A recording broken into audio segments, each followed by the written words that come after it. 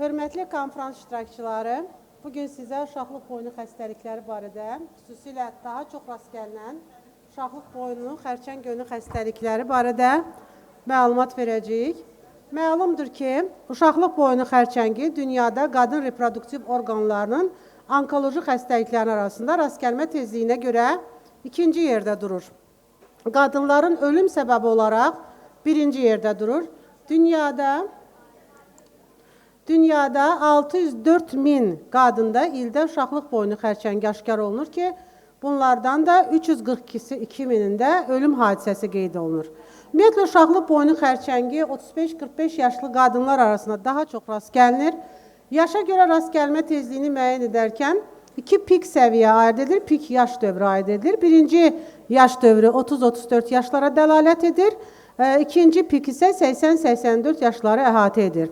Birinci pik aktiv cinsi əlaqə ilə əlaqələndirilir. Belə ki, bu yaşlarda insanın papilloma virus infeksiyasına yoluxma ehtimalı yüksək olduğu halda, ikinci pik isə yaşla əlaqədar xərçəng riskinin artması ilə əlaqələndirilir.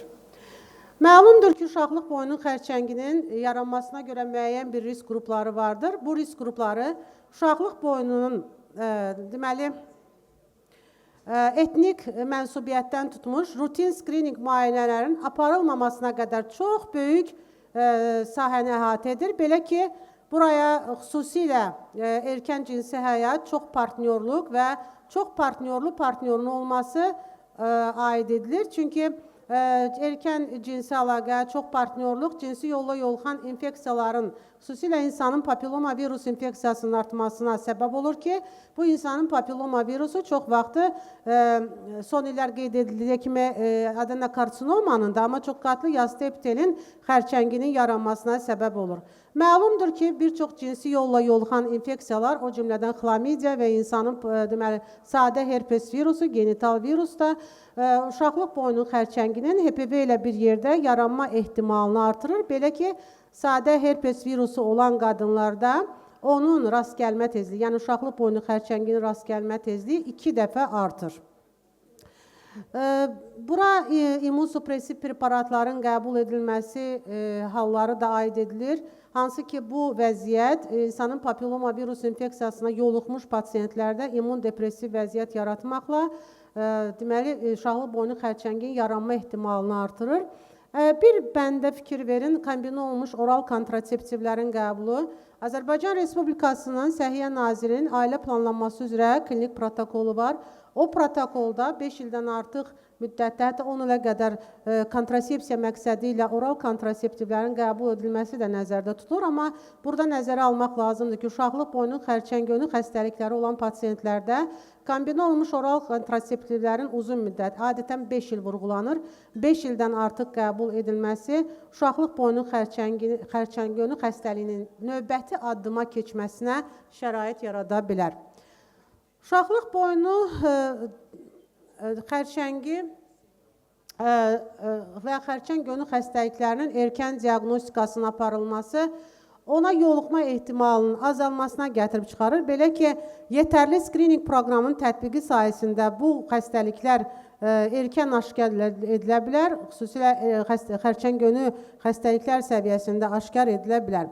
Belə ki, bu skrining müayinələr pap smearın, yəni sitoloji müayinələrin götürülməsindən, eyni zamanda insanın papilloma virusun genotipinin təyin edilməsindən başlayır.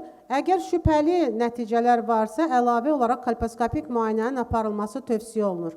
Ümumdünya Səhiyyə Təşkilatının tövsiyələrinə görə uşaqlıq boynu xərçəng gönü xəstəliklərinin və xərçənginin aşkar edilməsi üçün skrining müayinələr, yəni rutin skrining müayinə 30 yaşdan etibarən 5 ildən bir aparılır. Amma Amerika Kolposkopiya və Servikal Patologiya Dərnəyinin guideline-ına görə skrining 21 yaşdan etibarən aparılmalıdır.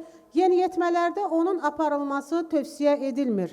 21-30 yaşlar arasında qadınlarda 3 ildən bir pap smearla aparılır. 30 yaşdan sonra isə 5 ildən bir HPV və pap smearın bir yerdə aparılması ilə buna co-test deyilər və ya 3 ildən bir pap smearla aparılır. Amma müəyyən bir şərt var. o əvvəlki skrining nəticəsinin yəni normal olduğu hallarda rutin müayinə bu cür aparılmalıdır. Əvvəlki nəticələr problemli olduqda rutin müayinələrin belə aparılması tövsiyə olunmur. Ümumiyyətlə 30 yaşa qədər HPV necə yoluxulubsa insana, eləcə də bədəndən eradikasiya oluna bilər. Ona görə də bu yaşlara qədər HPV-nin təyin edilməsi o qədər də tövsiyə olunmaz. HPV negativ olduqda yetərsiz sitoloji durumlarda pap smearın təkrar götürülməsi tövsiyə olunur. Bəs 65 yaşdan sonra qadınlarda tövsiyə olunurmu onun aparılması? Əgər qadın aktiv cinsi həyat sürürsə aparıla bilər. Bundan əlavə son 10 ilin pap smear nəticələri normal olduqda aparılması tövsiyə olunmur. Skrining müayinələrə dedim ki, pap smearın götürülməsi HPV virusunun təyin edilməsi aiddir. Hər anormal smear nəticəsi malignizasiya haqqında düşünməyə əsas vermir. Bundan əlavə, uşaqlı boynu xərçəngi olduğu hallarda belə bəzən pap smear testləri normal ola bilər. Pap smearın düzgün götürülməsi olduqca vacibdir. Belə ki, düzgün alınmış pap smear 95% hallarda uşaqlıq boyunda neoplastik proseslərin aşkar edilməsinə imkan verir. Uşaqlı boynu xərçəngi aşkar edən pasientlərdə 99% hallarda deməli HPV aşkar olunur. Bunların 70%-i 16 və 18 serotipinin payına düşdüyü halda 20%-i digər yüksək onkogen serotiplərin payına düşür. HPV-nin mövcudluğu serviks xərçəngi üçün yetərli deyil. Xərçəngin ortaya çıxması üçün hansısa bir mutasiyaların olması da vacibdir. Bəs kolposkopik müayinə bu bir qədər bahalı, dünyanın bir çox ölkələrində bahalı müayinələr olduğuna görə, müayinə hesab edildiyinə görə şübhəli olan hallarda, məsələn, anormal smear nəticələri. Bu niyə belə oldu? Deməli, anormal smear nəticələri olduqda, deməli, onun aparılma və yüksək onkogen HPV tipləri aşkar olunduqda aparılması tövsiyə olunur və kolposkopiya bizə nə verir? Kolposkopiya məqsədyönlü biopsiyanın aparılması və bioptatın histoloji diaqnostikanın aparılması üçün bizə bir istiqamət verir. Bundan əlavə son diaqnoz qoyulması, histoloji diaqnoz artıq son diaqnozdur və müalicə taktikasının seçilməsi baxımından olduqca önəmlidir. HPV testi aktiv cinsi əlaqədə olan qadınlarda təsadüf edilən və cinsi yolla yoluxan infeksiya hesab edilir. DNT tərkibli virus olub, epiteli bazal qatdan başlayaraq zədələyir. Və hər HPV-yə yoluxma uşaqlıq boynu xərçəngini yaratmır. Heç xərçəng boynu xəstəliyini də yarada bilmir bəzən. 7 ilə yaxın müddətdə HPV-yə yoluxmuş qadınlarda servikal intraepitelial neoplaziyaların yaranma ehtimalı 15% təşkil edir. Smear testi ilə bərabər HPV-nin təyin edilməsi, məsələn, CO testin içərisində vacib məqamlardan biri sayılır. Amma bu testlərin, yəni HPV testinin və pap smearın qısa müddətlərlə, məsələn, 2 ildən az müddətlərlə aparılması uşaqlıq boynu xərçənginin deməli hər iki halda xərçənginin aşkar edilməsi baxımından eyni nəticələr verdiyi halda uzun müddətli izləmələr zamanı HPV testi daha etibarlı testlərdən biri hesab olunur. Sən uşaqlı boynunun silindrik epitelinin zədələnməsində də insanın papilloma virus infeksiyasının böyük rolu var. Son illərə qədər belə hesab edilirdi ki, o çox qatlı yastı epiteli zədələyir, amma axır bir neçə ilin məlumatları dərc olunmuş məqalələrdə bir daha sübut olunur ki, o adenokartsinomanın da yaranmasında, yəni uşaqlıq boynunun kanalının silindrik epitelinin də zədələnməsində rol oynayır və burada əsas etibarilə HPV-18 mühüm rol oynayır. Bundan əlavə çox qatlı yastı epitelinin zədələnməsi isə HPV-16-ya məxsus hesab edilir. Servikal intraepitelial neoplaziyalardan servikal intraepitelial neoplaziya bir yüngül dərəcəli displaziyaya uyğun gəlir əvvəlki klassifikasiyaya görə. Servikal intraepitelial neoplaziya orta dərəcəli, 3 isə ağır dərəcəli displaziyalara uyğun gəlir. Yəni bir qədər nomenklaturada dəyişikliklər olub, adlandırmada fərq var. Displaziya elə xərçəng yönlü xəstəlikdir. Servikal intraepitelial neoplaziya bir histoloji diaqnozdur. Bəzən təəssüflər olsun ki, bizim əlimizə gələn pap smear nəticələrində yazılır CIN1, CIN2, CIN3. Əslində bu bir histoloji diaqnozdur. O yazılmalıdır, deməli, əhəmiyyəti bilinməyən, önəmi bilinməyən atipik hüceyrələr şəklində, aşağı dəyişiklərə məruz qalmış L-sil, yüksək dərəcədə dəyişiklərə məruz qalmış high-sil şəklində bizə təqdim olunmalıdır. Biz nədənsə şübhələndikdə artıq histoloji müayinəyə keçək, yəni biopsiya götürüb müayinəni aparmalıyıq. Bunda patahistoloq bizə, yaxşı bir patahistoloq bu bizə nəticəni verir. Ümumiyyətlə, servikal intraepitelial neoplaziya irəliləyə bilsə də, yəni CIN3-ə irəliləyə bilsə də, bu risk 10% təşkil etdiyi halda çox zaman reqresiya uğrayır. Bu baxımdan həmin xəstələrdə dinamik nəzarətin aparılması məqsədyönlü hesab olunur. Amma servikal intraepitelial neoplaziya 2 və 3 daha ciddi bir diaqnoz olduğundan lazım olan edilir, yəni ya lip olunur, ya konizasiya olunur, xüsusilə HPV pozitivdirsə və bundan sonra dinamik müşahidə aparılır. Yəni 2 il ərzində 6 aydan bir nəzarət aparılır. Göründüyü kimi bu rutin müayinəyə girmir, risk qrupbası olduğu üçün və artıq patologiya aşkar olunduğu üçün daha intensiv müayinələr aparılmalıdır. Məlumdur ki, çox qatlı yastı epitel, bazal, parabazal, ara və səthi qat hüceyrələrindən ibarətdir. Problem bazal qatdan, HPV bazal qatdan başlayaraq çox qatlı yastı epiteli zədələyir. Bazal qatın alt 1/3 hissəsinin zədələnməsi, yəni yüngül displaziya hallarında, deməli, buna biz diaqnoz qoyuruq servikal intraepitelial neoplaziya 1. CIN2-də, yəni orta ağır dərəcəli displaziyada epitelin 3/2 qası, CIN3-də, yəni şiddətli ağır displaziyada isə bütün qatlar zədələnmiş olur. Çox təəssüflər olsun ki, bəzən bunu karsinoma in situ ilə qarışıq salırlar. Oxşar histoloji quruluşlar olsa da, burada yüksək bir patomorfoloqun, bizə yüksək ixtisaslı bir patomorfoloqun burada bizə köməyə gəlir. Siz artıq karsinoma in situ bazal membranı dağıtmadan, bazal membranı zədələnmədən preinvaziv mərhələdə olan prosesdir. Əgər CIN3-də biz səthi qatda tək-tək də olsa sağlam hüceyrələrə rast gəliriksə, CIS-də artıq heç bir sağlam hüceyrəyə rast gəlmirik.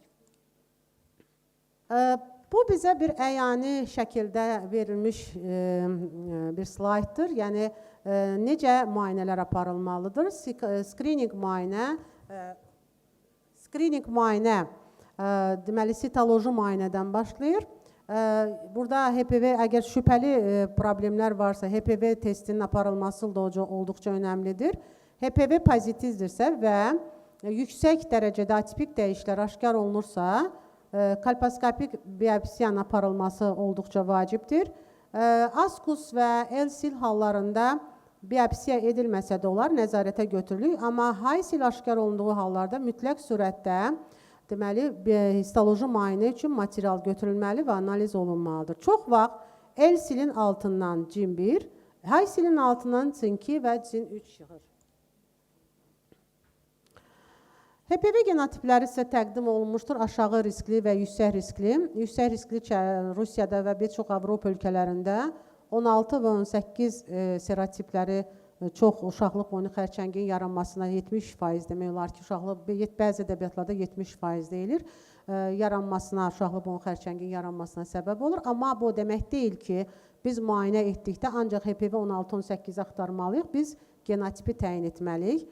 Digər cədvəldə irəliləməsi, yəni CIN1-lərin irəliləməsi, daha növbəti addıma irəliləmə tezliyi və reqresiya tezliyi göstərilmişdir. Belə göründüyü kimi, nə qədər dəyişiklik, az nəzərə çarpan dəyişiklik varsa, atipik dəyişiklik varsa, məsələn, servikal intraepitelial neoplaziyada reqresiya riski yüksək, progressivləşmə riski isə aşağıdır. Məsələn, 60% halda reqresiya olunduğu halda invaziv xərçəngə keçmə ehtimalı 1%-dir. Əksinə, CIN3-də reqresiya ehtimalı 33% təşkil etdiyi halda invaziv xərçəngə keçmə ehtimalı 12%-dir. Bu baxımdan nə qədər problem dərindirsə, sitoloji müayinədə ciddi dəyişikliklər aşkar olunursa, o qədər biz daha ciddi addımlar atmalıyıq, hətta birbaşa biopsiyanın götürülməsini tövsiyə etməliyik.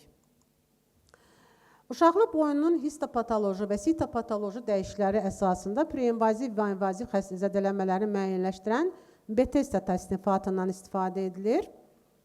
Bununla yanaşı, həmçinin pap yaxmaların insanın papilloma virusunun uşaqlıq boyunda yaratdığı dəyişikliklər də daxil olmaqla digər bir təsnifatı da təqdim edilir. Son illər maraq doğuran bir sahə, integrativ təbabət sahəsi vüsət almaqdadır. Biz ənənəvi müalicə üsullarını tətbiq etməklə yanaşı, həm də integrativ təbabətdə tətbiq olunan preparatları təyin etməklə çox gözəl nəticələr əldə edə bilirik. Xüsusilə PubMed-də son illər onkoloji xəstəliklər və xərçəng önü xəstəliklərin, o cümlədən xroniki iltihabi xəstəliklərin müalicəsində omeloterapiya, yəni ağ öksə otu ilə müalicəyə çox rast gəlirik. Lakin uşaqlıq boyunu xəstəliklərin müalicəsində onun istifadəsinə aid tək-tək məqalələrə rast gəlmiş oluruq. Bir tarixi yol keçib omeloterapiya, bir tarixi ekskursiya etsək görərik ki, Hipokratın vaxtından ta melanxoliyanın müalicəsinin tətbiqindən başlamış, müasir dövrdə xroniki xəstəliklərin müalicəsinə qədər, preinvaziv xəstəliklərin müalicəsinə qədər uzun bir yol qət edib. Bizim eramızdan əvvəl ta indiyə qədər bu preparatların tətbiqi uzun bir yol qət etmişdir. Mən eyni adlı preparat və eyni adlı şirkət haqqında danışmaq istərdim bir qədər. Helixor preparatı və Helixor şirkəti 1975-ci ildə əsası qoyulan bu şirkət öz preparatları ilə diqqəti cəlb edir. Belə ki, Helixor onkologiyada köməkçi vasitə kimi bir çox hallarda preparatlarını təqdim edir. Deməli, bu preparatlar, dərman preparatların aparıcı beynəlxalq istehsalçılardan biri kimi bu şirkət fəaliyyət göstərir. Məqsədi xərçəng xəstələrinə yaxşı araşdırılmış tibbi məhsullar təklif etmək, xəstələrin həyat keyfiyyətini yaxşılaşdırmaq, ənənəvi xərçəng müalicəsinə yan təsirləri azaltmaq və onların ömrünü uzatmaqdan ibarətdir. Ağ öksəyotu preparatı ağşam, alma, küknar ağaclarından alınmışdır və steril süzülmüş ampullara doldurulmuş və deməli, bütöv ekstraktlar şəklində təqdim edilir. Azərbaycanda deməli, Helixorun M və A formaları təqdim edilir və Azərbaycan Respublikasında artıq fəaliyyət üçün sertifikat da almışdır.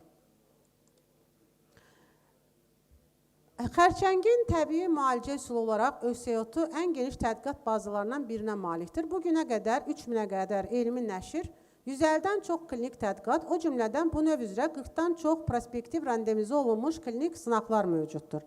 Öksəyotu terapiyası dəraltı inyeksiya şəklində Alman dilli ölkələrdə ən çox təyin olunan onkoloji müalicə üsullarından biridir və keyfiyyətin yaxşılaşdırılması üzrə tövsiyə kimi süd vəzisi xərçənginin müalicəsi üçün Amerika Klinik Onkologiya Cəmiyyətinin təlimatlarına daxil edilmişdir.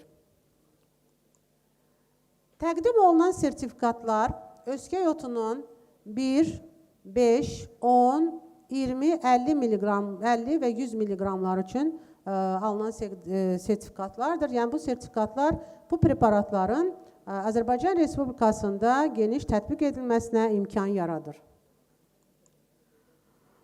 Ənənəvi terapiya ilə yanaşı integrativ onkologiyada öksəyotu ilə terapiya son illər geniş vüsət alır. O, həyat keyfiyyətini yaxşılaşdırır. Yəni, onkoloji xəstəliklərdə rast gəlinən problemləri, ağrıları, əhval-ruhiyyəni yaxşılaşdırır, immun modulyasiya edici təsir göstərir. Bununla yanaşı şiş əleyhi təsir göstərir, apoptozu sürətləndirir, anti-onkogen təsir göstərir və pasiyentə salutogenetik təsiri ilə diqqəti cəlb edir. Helixor haqqında klinik sübutlar vardır. Belə ki, bir meta-analiz, həyat keyfiyyətinin dəyişməsini aşkar eləmək üçün meta-analizdən istifadə edilərək müqayisəli şəkildə təhlil aparılmışdır və onkoloji xəstəlikləri olan pasiyentlərdə ənənəvi müalicə təyin edilməklə yanaşı öksəyotu preparatı da təyin edilmişdir. Göründüyü kimi həyat keyfiyyəti göstəricilərindən ağrının, ürək bulanma, qusma, diareya, tənginəfəslik kimi simptomların nəzərə çarpacaq dərəcədə azalması müşahidə olunur. Preparat dərialtı inyeksiya şəklində istifadə olunur, lakin dərinin iltihabı sahələrinə, radiasiya sahələrinə, çapıq toxunmasına, təyin edilmiş cərrahi sahələrə, xüsusilə çıxarılmış limfa düyünləri olan yerlərə təyin edilmir. Qarın, bud və bazu nahiyələri üçün dərialtı istifadə olunur. Göründüyü kimi SGO2-nun tərkibində çox saylı ingrediyentlər vardır. Bu, hər bir ingrediyentin özünə məxsus təsir sahəsi vardır. Sitotoksik təsiri ilə antiangigen, immun modulyasiya edici, dərinin dendrit hüceyrələrinin və aktivliyinin artması kimi təsir göstərməklə orqanizmdə bərpa edici funksiyaya yerinə yetirir.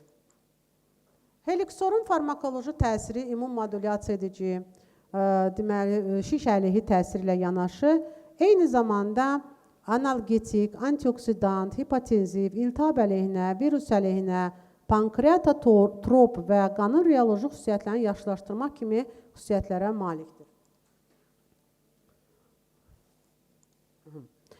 Eyni zamanda preparat xroniki infeksiyaların müalicəsində göründüyü kimi altından bir xətt çəkili papilloma virusunun, insanın papilloma virusunun müalicəsində də effektiv təsirlərə malikdir. Düzdür, digər infeksiyalarda, sadə herpes virus infeksiyasında, sitomegalovirus infeksiyasında, o cümlədən xlamidioz və digər infeksiyalarda da müsbət effekti müəyyən edilmişdir. Pasient və həkim üçün faydaları vardır. Həkim üçün faydaları xəstənin vəziyyətindən asılı olmayaraq istənilən şiş prosesində onkoloji müalicənin bütün mərhələlərinə təsir göstərmək, eyni zamanda asan və fərdi müalicə olması ilə, istənilən vaxt başlanılması ilə, xəstəni örgətmək üçün bir neçə dəqiqə lazım olması ilə diqqəti cəlb edir. Sizə təqdim olunan bu skem şiş və şiş önü xəstəliklərində müalicə olunan müalicə skemidir. Göründüyü kimi preparat tədricən artan dozalarda həftədə 2-3 inyeksiya olmaq şərti ilə dərialtı istifadə olunur. Onkoloji praktikada daha yüksək dozalarda, hətta vena daxili infuziya şəklində istifadə olunur. Klassik müalicə ilə yanaşı, eyni zamanda dəstəkləyici müalicədən də istifadə olunur və onlar arasında bir terapevtik fasilə qeyd olunur. Bir neçə ay hətta terapevtik fasilə verməklə də istifadə etmək olar. Allergik reaksiyası olan pasientlərə Helixor A tətbiq etmək olar. İntravenoz infuziya daha çox onkoloji praktikada geniş istifadə olunur və göründüyü kimi çox yüksək dozalarda istifadə edilir. Vena daxili infuziya zamanı bəzi ağırlaşmalar ola bilər. Ona görə də həkim əvvəlcədən xəstədən anamnestik məlumatlar toplamalıdır. Kəskin iltihab və qızdırma ilə gedən xəstəliklər, SGO2 preparatına qarşı məlum allergik reaksiya, kəskin fazada olan immun suppressantlarla müalicə olunan autoimmun xəstəliklər, hipertireoidizm, taxikardiya, hamiləlik və laktasiya dövründə istifadəsi tövsiyə olunmur. Ən çox yerli reaksiyalar verir, lokal qızartılar şəklində reaksiya verir. Göründüyü kimi rəngli dairələrlə işarə olunmuşdur. 5 cm-dən kiçik qızartılar, 5 cm-ə yaxın qızartılar və 5 cm-dən böyük qızartılar şəklində özünü göstərə bilər. 5 cm-dən kiçik qızartılarda preparat kəsilir. Klinik əlamətlər aradan götürüldükdən sonra həmin dozada preparatın tətbiqi davam edilir. 5 cm-ə yaxın olan qızartılarda preparat klinik əlamətlər keçənə qədər kəsilir və sonra bir doza aşağı başlamaqla tədricən yenə artan dozalarda tətbiq olunur. Əksinə daha böyük qızartılarda, xüsusilə qripə bənzər əlamətlərlə müşahidə olunan qızartılarda bu preparat kəsilir və 2 doza aşağı doza ilə yenidən müalicə davam elətdirilir.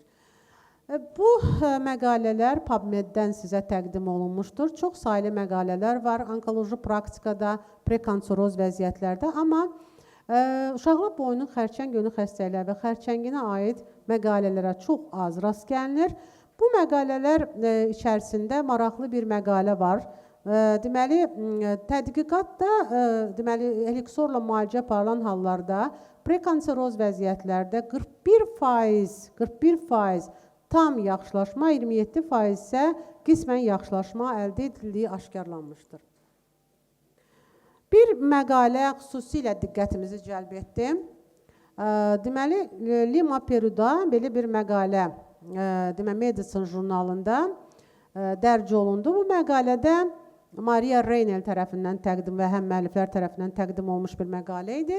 Bu məqalə bir case üzərində qurulmuş məqalə idi. 47 yaşında bir pasiyent müraciət edir. Əvvəllər 8 il əvvəl uşaqlı boyunda servisit və yastı hüceyrəli metaplaziya aşkar edilmiş və heç bir müalicə aparılmamışdır. Bu pasiyentdə uşaqlıq boynu xərçəngi və xərçəng yönü xəstəlikləri yaranmasına görə də heç bir risk aşkar olunmamışdır. Uşaqlıq boynunun biyopsiyası aparılır və yüksək dərəcəli displaziya aşkar edilir. Yüksək dərəcəli displaziya CIN 3 aşkar olunur. CIN 3 diaqnozu qoyulandan sonra 9 ay sonra servikal kanizasiya olunmuşdur və karsinoma in situ təsdiqlənmişdir. Əməliyyatda 3 ay sonra kontrol biyopsiya aparılmış və histoloji müayinə patoloji ocağın endoservikal sahəyə sirayət etməsi səbəbindən tam götürülməməsini təsdiqləmişdir. Yəni, onkoloji sərhəd qorunmamışdır. Həkim tərəfindən radikal histerektomiya tövsiyə edilsə də, xəstə bu müalicədən imtina etmiş və alternativ üsulu, hormonoterapiyanı seçmişdir. Bu, müalicədən əvvəl və müalicədən sonra uşaqlıq boyunda olan vəziyyətdir. Göründüyü kimi, müalicədən əvvəl pasiyentdə CIN 3 diaqnozu qoyulmuş və aparılan müalicədən 9 həftə sonra artıq uşaqlıq boynunda nəzərə çarpan dəyişiklik aşkar olunmuşdur və onun geri reqresiya olunması, CIN 1-ə keçməsi halı müəyyən edilmişdir.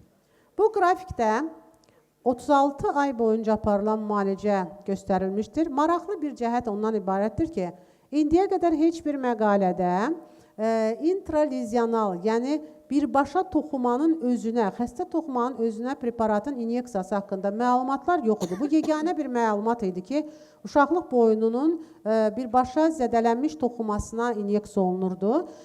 Burada paraumbilikal bu preparatın dəri altı təyin edilməsi ilə yanaşı, ilk 3 ay müddətində preparatın intralizional təyini tövsiyə olunmuşdur. Daha sonra artıq CIN 1 stadiyasında preparat intralizional deyil, ancaq saxlayıcı, dəstəkləyici müalicə kimi dəri altı təyin edilmişdir və 30 ay boyunca sonradan ancaq sağlam toxumanın aşkar edilməsi müəyyən edilmişdir. Bu da nə qədər böyük, əhəmiyyətli bir məqalə idi. Ancaq bu məqalənin daha da genişləndirilməsi, bir case üzərində olan məqalə ilə statistik işlənməyə məruz qayılmır. Sadəcə olaraq müvəffəqiyyətli bir nəticə kimi qeyd edilir.